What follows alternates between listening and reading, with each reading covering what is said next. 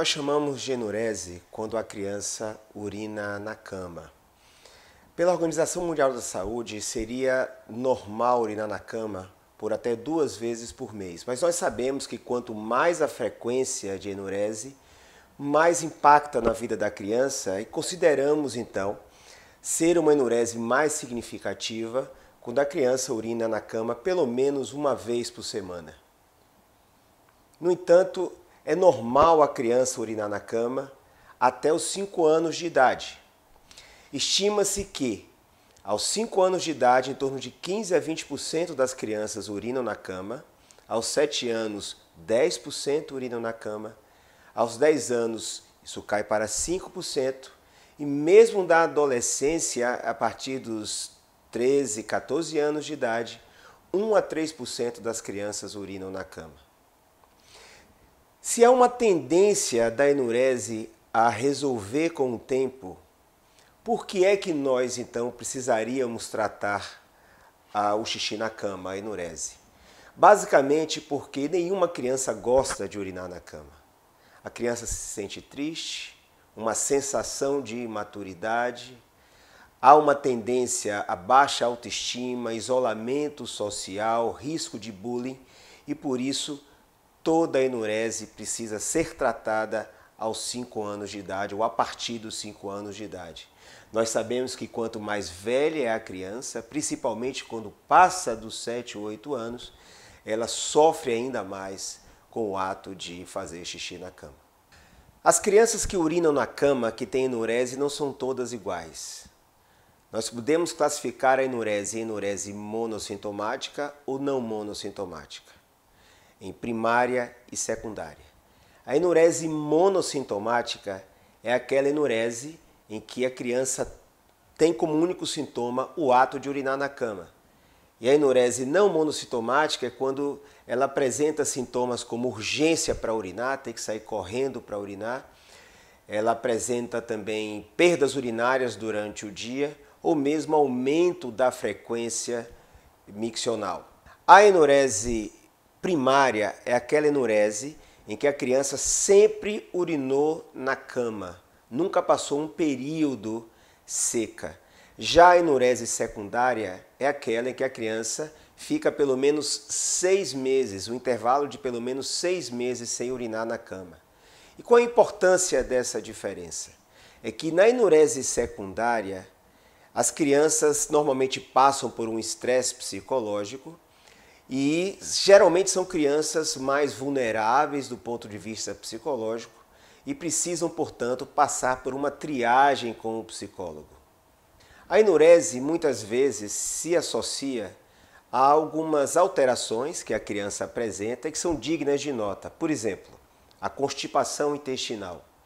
Nós temos visto e temos publicado sobre isso que crianças constipadas têm maior chance de apresentarem enurese do que as crianças não constipadas. Outro problema associado é o TDAH, o transtorno de déficit de atenção e hiperatividade, que é um fator de risco também para a enurese. E por fim, a apneia noturna. Nós sabemos que crianças que têm dificuldade para dormir ou sono muito inquieto por questões respiratórias, que têm uma adenoide hipertrofiada, são crianças que tendem a fazer mais enurese do que as crianças que não apresentam esse problema. Existem 3 fatores que são considerados causais, ou seja, responsáveis pela origem da enurese. Um é a dificuldade de acordar. Muita gente acha que a criança que faz xixi na cama, ela é um bom dormidor, tem um sono profundo. Na verdade, elas têm dificuldade para acordar, para despertar, mas o sono é mais inquieto. Isso é muito transmitido de forma hereditária. Nós sabemos que 75 a 85% das crianças que fazem xixi na cama, ou o pai ou a mãe também foi enurético, ou seja, fez xixi na cama. O outro fator causal considerado como originário da enurese seria a redução da produção de hormônio antidiurético à noite. O que é que o hormônio antidiurético, também chamado de vasopressina, faz? Como o próprio nome diz, ele é antidiurético, ele age no rim, puxando a água do rim para dentro do organismo, diminuindo a produção de urina da pessoa. E ele é mais produzido durante a noite. Então, se há menos hormônio antidiurético, consequentemente, a criança vai ter, ou o adolescente, vai ter ou vai apresentar uma produção de urina aumentada durante a noite. A terceira causa, então, da enurese seria o que se chama de bexiga hiperativa à noite, uma contração involuntária da bexiga durante a noite. Em outras palavras, existe uma comunicação entre o cérebro e a bexiga. A bexiga não tem um comando próprio. É o cérebro que rege o organismo. E isso não se acaba durante a noite, mesmo quando a pessoa dorme.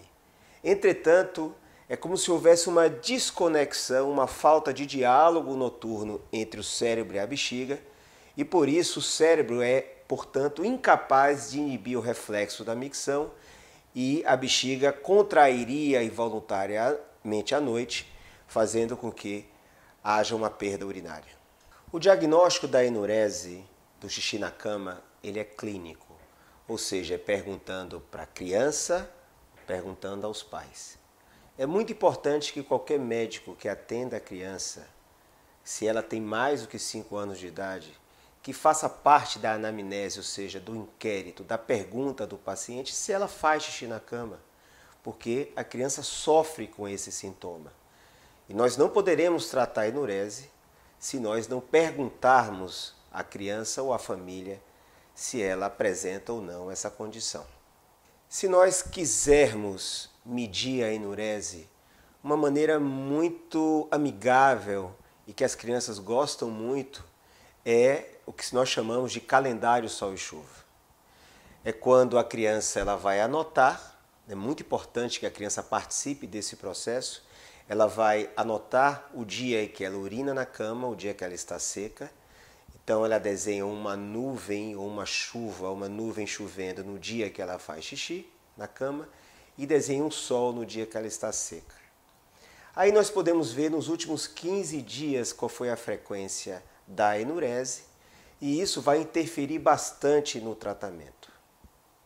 Uma outra maneira em que nós podemos quantificar ou mesmo reconhecer se a enurese ela é monossintomática ou não monossintomática, ou seja, se ela faz ou apresenta algum sintoma urinário durante o dia ou não, é por meio do diário miccional. O diário miccional nada mais é do que um registro em que nós anotamos, ou se é anotado, o volume em que a criança bebe de líquido, bem como o horário que ela bebe líquidos, e também a frequência urinária, quanto que ela urina e o horário que ela urina. Com isso, nós poderemos perceber se a criança ela apresenta sintomas durante o dia, o que já a classificaria como tendo uma enurese não monossintomática, ou se ela tem uma enurese como único sintoma, que nós chamamos de enurese monossintomática. Isso é importante que nós reconheçamos porque o tratamento e mesmo os exames diagnósticos são diferentes. Vamos falar agora do tratamento da enurese. Mais uma vez, a enurese ela deve ser tratada somente a partir dos 5 anos de idade, porque nós consideramos ser normal a criança urinar na cama antes dessa idade. E medidas de orientação elas são muito importantes, não só porque vão curar uma quantidade não significativa, estima-se aí que em torno de 18% das crianças sejam curadas com essas orientações, mas essas medidas comportamentais, elas são muito importantes como adjuvantes a outro tratamento, ou seja, como medidas que se associam, que se nós não usarmos essas medidas comportamentais, haverá uma chance de falha maior com o tratamento específico da enurese.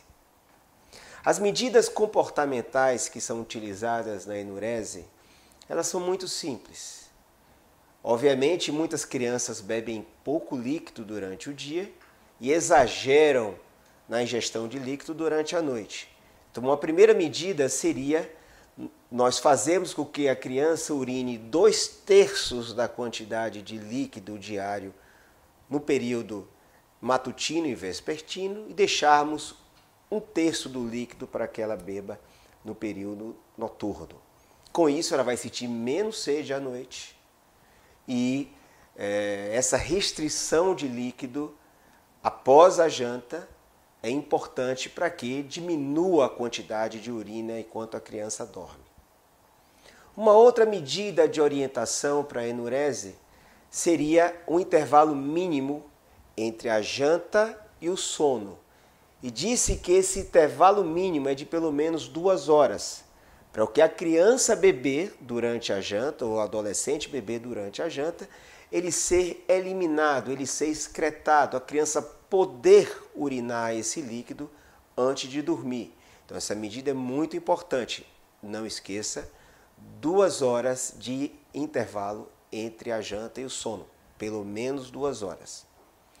Quais são as medidas alimentares que são necessárias quando a criança vai jantar, já que durante o dia não há nenhuma necessidade de restrição alimentar e que, em última análise, em última instância, vão fazer com que os episódios de enurese eles sejam reduzidos? A primeira medida é fazer com que a dieta ela seja hipossódica. A mesma dieta hipossódica que é realizada, o que é aconselhada para os pacientes com pressão alta. Muitas vezes papai ou mamãe já tem uma dieta hipossódica porque são hipertensos, vai ajudar obviamente a criança. Outras vezes nós podemos instituir ou necessitamos instituir que isso seja aconselhado. Qual é a importância da dieta hipossódica? Primeiro, o sódio da sede vai fazer com que a criança beba mais líquidos e vai aumentar a diurese à noite, piorando a enurese. Mas também o sódio ele retém líquido, e esse líquido retido vai ser urinado de madrugada, piorando também os episódios de enurese. A outra medida alimentar é a redução da cafeína. Nós sabemos que a cafeína faz com que aumente o influxo de cálcio para a célula, e o cálcio faz a bexiga contrair, e portanto essa bexiga à noite ela fica mais reativa, com uma possibilidade maior de contração enquanto a criança dorme e, consequentemente, fazendo com que a criança tenha enurese. Outra medida importante é fazer com que a criança urine antes de dormir. Urinar antes de dormir vai fazer com que ela não tenha ou diminua o volume dentro da bexiga e diminuindo, consequentemente, a possibilidade de enurese. Não menos importante é aconselhar a restrição de líquido. Obviamente não é deixar a criança sem beber líquidos à noite, porque isso pode causar sofrimento para ela. Mas restringir ao máximo.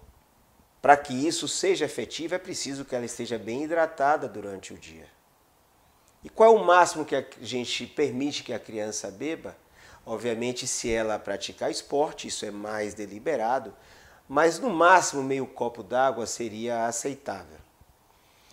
Com todas essas medidas, como eu comentei, uma revisão seria aumentar a ingestão de líquido durante o dia, dieta hipossódica, dieta sem cafeína, um intervalo de pelo menos 2 horas entre a janta e o sono, restringir líquidos após a janta e urinar antes de dormir. A criança fazendo isso já ajudará bastante a reduzir os episódios de enurese e facilitará a nossa intervenção com medidas específicas caso sejam necessárias. Em muitos casos, as crianças não vão melhorar com as orientações comportamentais para a enurese. Existem 2 tratamentos que têm um nível de evidência 1. O que significa? Que estudos bem realizados já foram publicados mostrando que eles são eficazes, são tratamentos eficazes para a enurese. Quais são esses tratamentos? O primeiro tratamento é o que se chama de desmopressina, é ingestão de um comprimido 1 hora antes de dormir e que vai fazer com que haja uma redução da produção de urina noturna e uma possibilidade que a criança deixe de ser enurética, ou seja, deixe de fazer xixi na cama. Um outro tratamento da enurese seria por meio do alarme de enurese. O que é o alarme de enurese?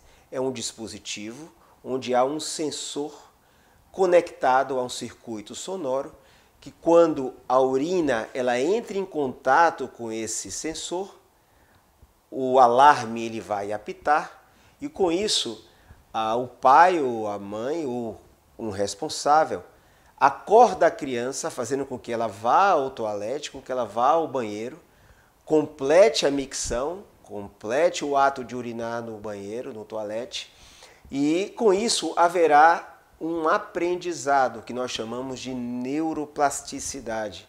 É quando o cérebro ele modifica a sua fisiologia, fazendo com que a criança aprenda ou alguém aprenda uma orientação específica. Então não esqueçam, existem 2 tratamentos que são eficazes para a enurese.